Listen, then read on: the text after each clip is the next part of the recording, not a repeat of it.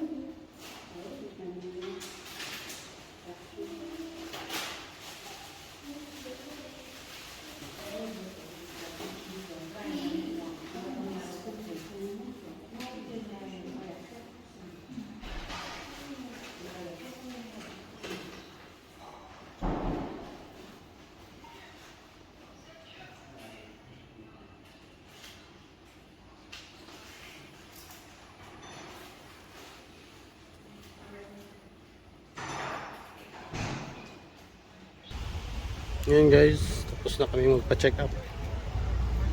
Uuwi na kami ni Maxine. Punta kami sa clinic. May ano siya, may bronchitis, sabi ng doktor. Mag-antibiotic siya. Mag-iinom siya ng antibiotic. Ganda ng part dito.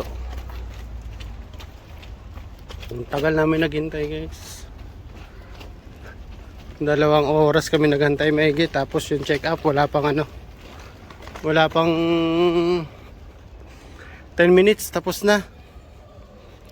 Ganun lang yung check up niya.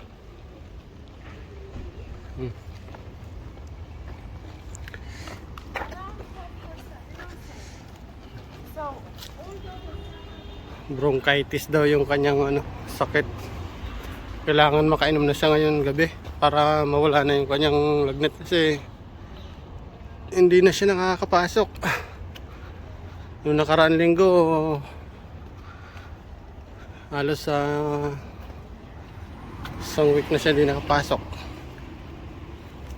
Pati itong linggong nagdaan. Kaya kailangan makainom na siya ng gamot. Yung guys, yung Kosen.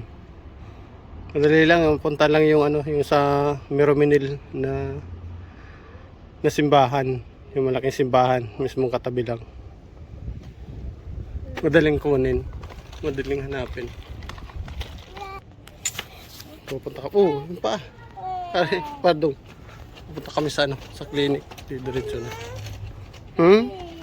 Lala. Ching. Ano sabi ng doktor? What is the doctor? Ano sabi ng doktor?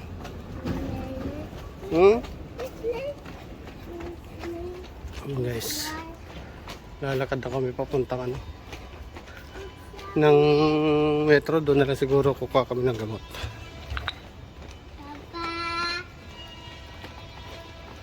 Guys, lakad lang ito.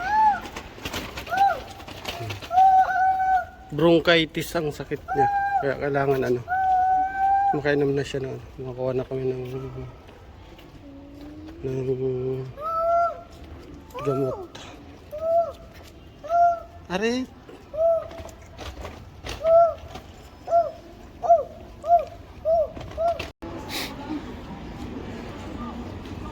guys, dito na kami sa ano.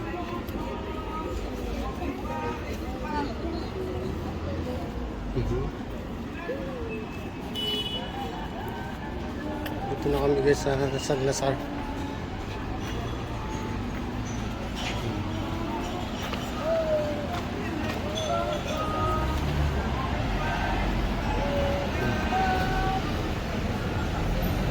Ayan.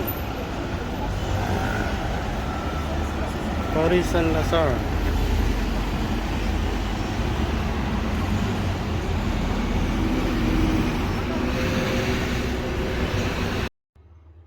Yun guys, dito na kami sa bahay ng aking anak. Ito pala yung binili kong gamot kanina. Ito yung binigay sa kanyang resita. Ayan. Ito po. Bali, ang inom niya po ay 2 times a day. After meal. At saka sa gabi po. Pagkatapos kumain 1.5 po niyan ang ibibigay. 60 ml po. Sa umaga at gabi po. Yan po. 1.5 lang po ang umaga at gabi. After meal po ang sa loob na kailangan po maubos itong dalawang ng gabi ito. Yan po. Sa loob ng 1 linggo. Yan po. Pag linagdat daw po ay kailangan pa inumin ng Dolipran. Tapos sabi ng doktor ay pag naubos ito, dalawang ito, at hindi pa siya gumagaling, ibalik daw po para i-check up ulit kung ano yung yun po. Marami pong salamat sa mga nanonood sa aking video na mga ina-upload, at marami din po salamat sa mga subscribers sa aking YouTube channel. Marami pong salamat. Lagi po tayo mag-iingat. Meron po ang magkasakit, lalo na po ngayong tag-init. Bye bye. See you next vlog. Bye.